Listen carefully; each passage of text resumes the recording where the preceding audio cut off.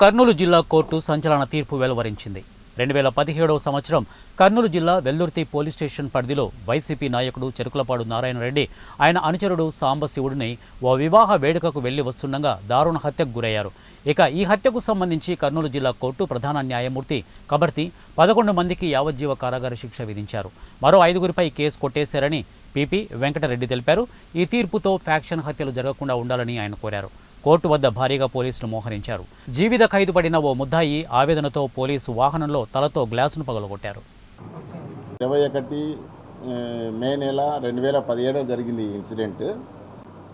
జిల్లా వ్యాప్తంగా అనుకో రాష్ట్ర వ్యాప్తంగా అనుకో ఒక సంచలనమైన తీర్పు మన జిల్లా కోర్టు కర్నూలు జిల్లా కోర్టు ప్రధాన న్యాయమూర్తి కబర్ది గారు ఒక సంచలనమైన తీర్పు ఇవ్వడం జరిగింది.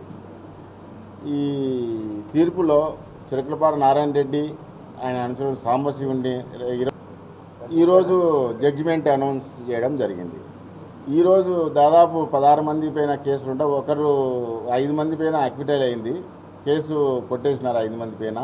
మిగతా 11 పైన లైఫ్ సెంటెన్స్ ఇవ్వడం జరిగింది. ఈ తీర్పు వలన భవిష్యత్తులో ఫ్యాక్షన్ ఇదే ఎండ్ కావాలని మేమంతా భావిస్తున్నాం. ఈ కేసుతోనే ఎవరైనా సరే ఫ్యూచర్లో భవిష్యత్తులో ఎవరైనా ఫ్యాక్షన్ ముసుగులో చాలామంది గ్రామాలు భయం గుప్పిట్లో ఇప్పటికి ఉన్నాయి. ఇప్పుడు ఆ భయం పోవాలంటే ఇటువంటి తీర్పుల వలన ఆ భయం అనేది పోతుందని మేమంతా భావిస్తున్నాం.